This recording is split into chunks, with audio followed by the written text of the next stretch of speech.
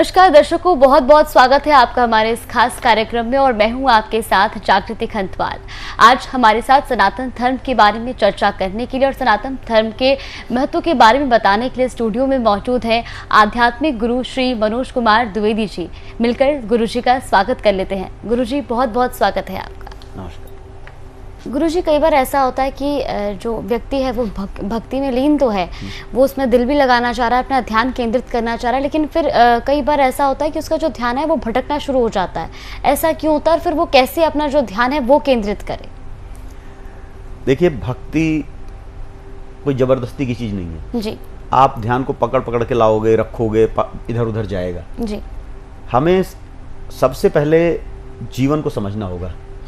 जीवन केवल भगवान की भक्ति करना है। लक्ष्य पहुंचने से पहले हमें अपने जीवन की कुछ इच्छाओं की संतुष्टि जरूरी है। अगर हमें भूख लगी होगी और हम जबरदस्ती भगवान के पास बैठे हैं, जबरदस्ती करके भक्ति करनी है, तो कभी भक्ति नहीं होगी। जी। अरस्तु कहता है, एक पाश्चात्य दार्शनिक अरस्तु है, और अरस्तु, प्लेटो और सुकरात ये तीनों यूनानी दार्शनिक हैं, लेकिन ये सब भारतीय मूल्यों को मानते हैं। सुकरात, प्लेटो, अरस्तु ये तीनों आत्मा की अमरता, पुनर्जन्म, इन पर विश्वास करते हैं। अरस्तु कहता है कि बुद्धि के नियंत्रण में इच्छाओं की संतुष्टि मानव जीवन को जीने का सर्वोत्कृष्ट आधार है। जी। तो हमारे जीवन में जो इच्छाएं हैं उनकी पहले संतुष्टि होनी चाहिए। अगर हम स्टूडेंट हैं तो हम पढ़ें, हम पिता हैं तो अपने पिता होने के कर्तव्य का पालन करें, पुत्र हैं तो पुत्र होने का कर्तव्य का पालन करें, नागरिक है तो नागरिक होने का कर्तव्य का पालन करें। इन सब कामों को करने के बाद हमारे अंदर एक संतुष्टि का लेवल आएगा। जब तक वह संतुष्टि का लेवल नहीं आएगा, हमारा ध्यान कभी केंद्रित नहीं हो सकता। अगर हम भगवान के में ध्यान केंद्रित करेंगे तो हमारा ध्यान इधर उधर भटकता रहेगा। वो प्यास, जब तक आपके पास प्यास नहीं होगी तो पानी रखा रहेगा, कितना ही अच्छा खाना रखा रहेगा, आप उसे नहीं खा पाओगे। जी। सबसे महत्वपूर्ण है आपके अंदर प्यास होना।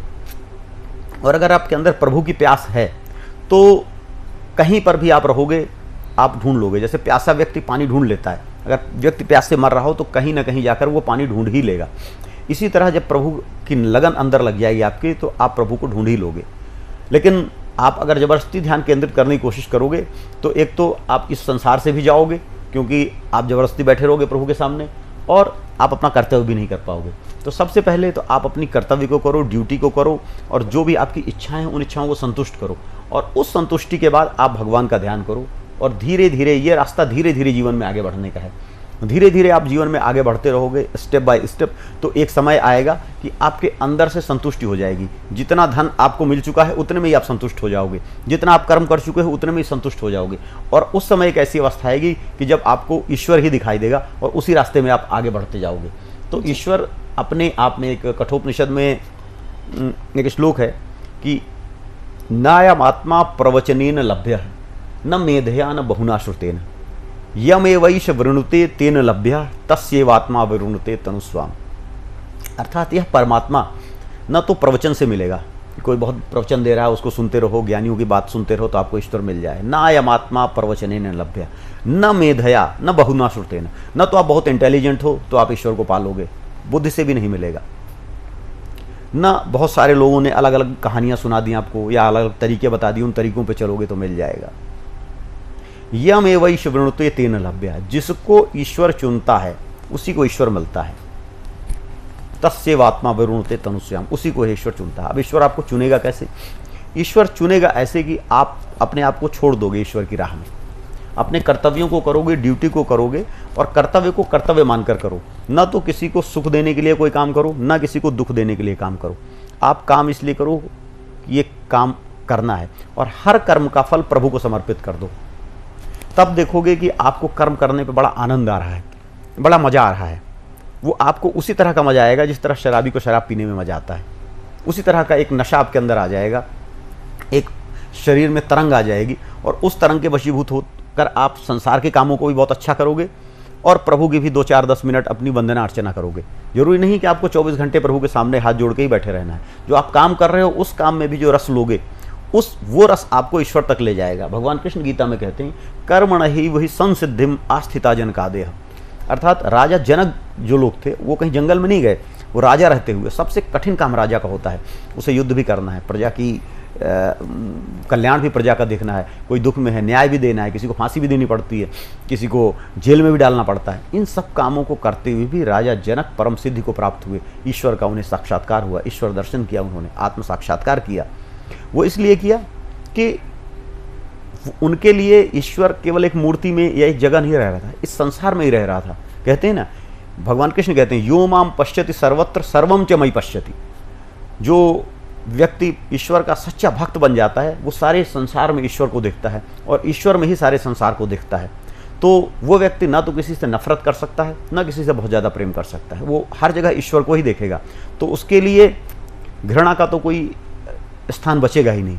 वो अपने कर्तव्यों को करता हुआ भी ईश्वर की पूजा करेगा, वो पढ़ाई करता हुआ भी ईश्वर की पूजा करेगा, वो क्रिकेट खेलता हुआ भी ईश्वर की पूजा करेगा, वो अपने अच्छा पति होता हुआ भी ईश्वर की पूजा करेगा, अच्छा पिता होता हुआ भी ईश्वर की पूजा करेगा।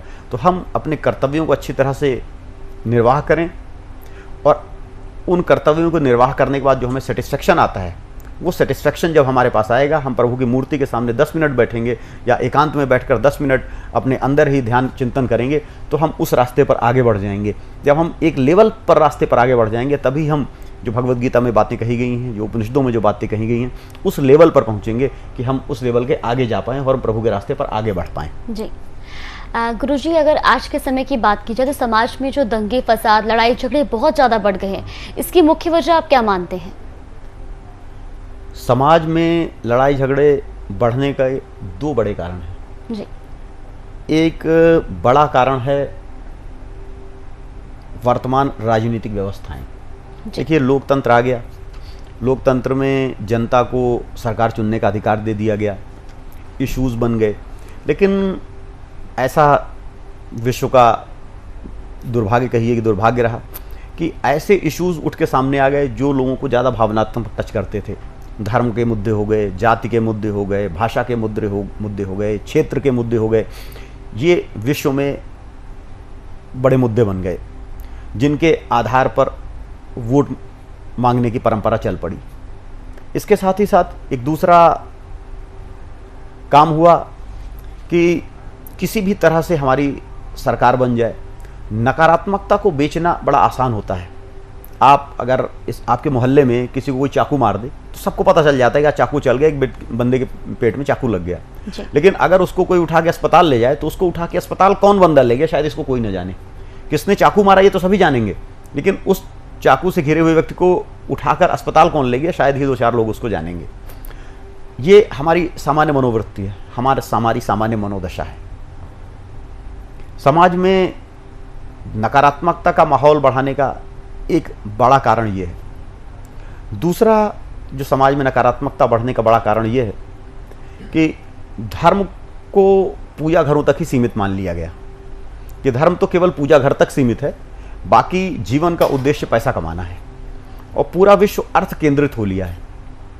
जब अर्थ ही प्रमुख मूल्य हो गया, सारे बाकी मूल्य है, सत्य है, प्रेम है, करुणा है, दया है, ये सारे किनारे हो गए, तो समाज में संघर्ष अवश्यंभावी है। समाज में संघर्ष होता रहेगा और पैसा संघर्ष का मूल कारण है जो पीछे रहता है।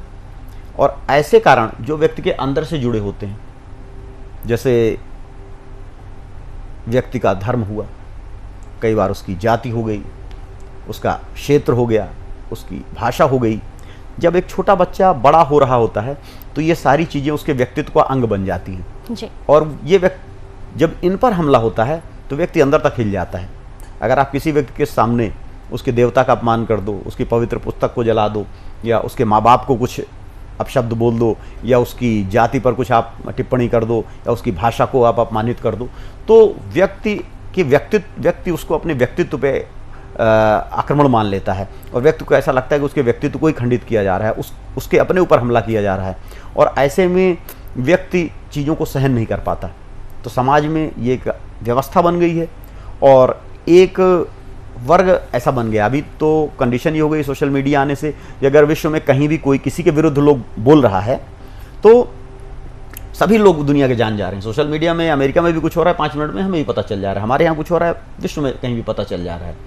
और एक वर्ग तो पहले से ही ऐसा है जो कि अपने विरुद्ध कुछ भी सुनने को तैयार नहीं है।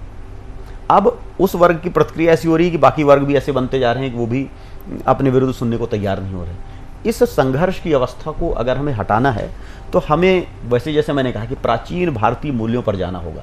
हमारे प्राचीन भारत में एक ऐसा मूल्य थी, एक ऐसी व्यवस्था थी, शास्त्रार्थ की व्यवस्था। देखिए, जहाँ समाज है, जहाँ चार बर्तन हैं तो खड़केंगे ही।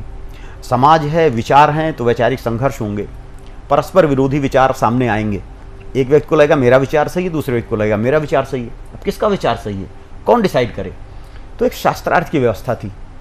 व्यक्ति आते थे, बैठते थे समूहों में और चिंतन करते थे, विचार करते थे, शास्त्रार्थ करते थे, तर्क वितर्क करते थे। जिसका तर्क हार जाता था, जिसको पास लगता था कि हाँ मैं गलत रास्ते पे हूँ, वो सही रास्ते को अपना लेता था। शंकराचार्य और मंडन मिश्र का शास्त्र हम सब जानते हैं। इसके बाद भगवान बुद्ध थे। बुद्ध जब बुद्धत्व प्राप्त करके आए तो बहुत सारे पंडित लोग थे, बहुत सारे ब्राह्मण लोग थे, ज्ञानी लोग थे, जो बुद्ध के पास जाते थे और अपने अपने मतों के साथ चर्चा करते थे। और जब वो कन्विंस्ड हो जाते थे कि नहीं बुद्ध सही कह रहे हैं, तब वो बुद्ध का शिष्यत्व स्वीकार कर लेते थे। यह परंपरा, जो पुरानी परंपरा रही है, तर्क की, चिंतन की परंपरा, इस परंपरा को जीवित करना होगा। और हमें इस बात को बताना होगा कि एक स्वस्थ चिंतन और क्या चीज है। मैं अगर आपके विरुद्ध कुछ कह रहा हूं तो आवश्यक नहीं है कि मैं आपको अपमानित करने के विरुद्ध के लिए कुछ कह रहा हूं। अगर मैं कोई तार्किक रूप से कोई बात कह रहा हूं तो अगले व्यक्ति को उस बात को सुनना चाहिए और उसका तार्किक जवाब देना चाहिए, न कि उसको अपने ऊपर अपमान मानकर और वो अब किसी का गला काटने के लिए उद्यत हो जाए, किसी को मारने के लिए तैयार हो जाए। तो जीवन जीने का ये तरीका नहीं है कि अगर कोई मेरे विरुद्ध सोच रहा है या बोल रहा है या कोई ऐसा विचार है जो लगता है कि मेरे ऊपर मेरे विरुद्ध है, तो मैं उस व्यक्ति को मारने लगूं, मैं उस व्यक्ति को खामोश कर दूं। ऐसा नहीं होना चाहिए। अगर कोई व्यक्ति तार्किक बात रख रहा है तो सबसे पहले जो व्यक्ति तार्किक बात रख रहा है उसे इस तरीके से रखना चाहिए कि सामने वाले को ये फील ना हो कि अपमान है, या अपमान करने का इंटेंशन ना हो उसका। दूसरी बात, अगर कोई मेरे देवता के विरुद्ध या मेरे धर्मशास्त्र के विरुद्ध अगर कोई बात कही जा रही है तो मैं उसका तार्किक उत्तर दूं और तर्कपूर्ण ढंग से बताऊं कि भाई आप गलत कह रहे हो, ना कि मैं उसके विरुद्ध शारीरिक अटैक करने लगूं, उसको मारने पीटने लगूं। तार्किक प्रश्न का तार्किक ही उत्तर हो सकता है। तार्किक प्रश्न को आप हिंसा से उसका प्रतिकार नहीं कर सकते, उसको मार के प्रतिकार नहीं कर सकते। नहीं तो क्या होगा, आप आज तो दबा दोगे उसको, जो तर्कपूर्ण बात कह रहा है आज दबा दोगे, लेकिन जो बात दबती जाएगी वो समाज में कुंठा का रूप ले लेगी, वो बैर का रूप ले लेगी जी। कहते हैं ना, क्रोध जो है, बैर जो है, क्रोध का अचार या मुरब्बा है। जो क्रोध होता है जब वो अंदर व्यक्ति दबा लेता है तो बैर बन जाता है, और जब बैर लंबे समय तक रहता है तो वो फूट के निकलता है जी। आज समाज में दंगे होने का बड़ा कारण क्या है कि विपरीत मतों के शास्त्रार्थ के लिए कोई मंच नहीं है। अगर लोग अपनी बातें कहें और जिसको जो सच लगे और उस पर आगे बढ़ जाएं तो स्वस्थ चर्चा हो सकती है जी। और समाज को इसको स्वीकार करना चाहिए। और हमें अपनी, अब हमारी पुरानी परंपरा है, भारत देश की परंपरा है। भारत देश में तो दार्शनिकों में ही सैकड़ों मत होते थे।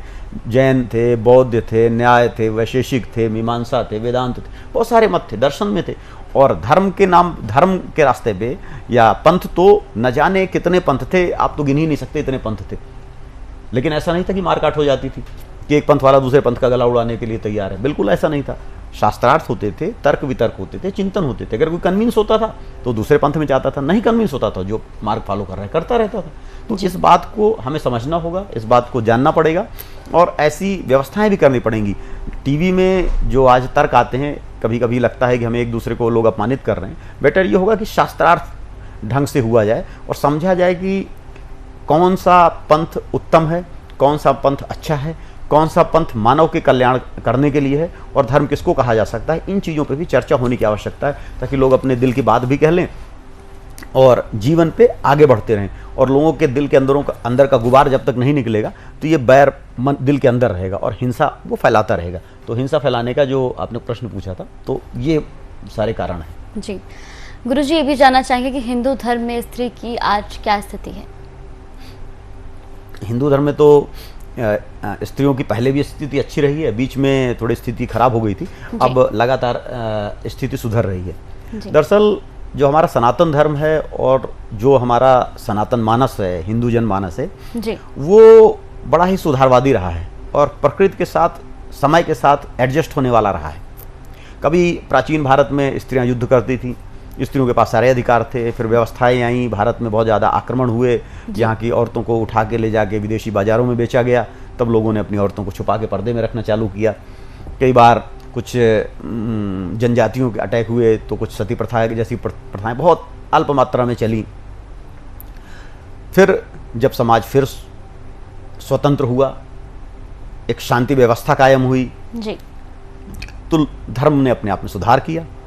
जी गुरुजी, तो आज के इस खास कार्यक्रम में हमने गुरुजी से जाना कि आखिर सनातन धर्म का हमारे जीवन में क्या महत्व है, धर्म का ज्ञान होना कितना ज़रूरी है। फिलहाल के लिए हमारे इस खास कार्यक्रम में इतना ही। गुरुजी का भी मिलकर धन्यवाद कर रहे थे। गुरुजी, आपका बहुत बहुत धन्यवाद तमाम विषय पर बातचीत करने के लिए। नमस्कार। ओम लोक आश्रम, flat number 73, pocket 11, sector E6, Narela, Delhi. Mobile number 9090131387।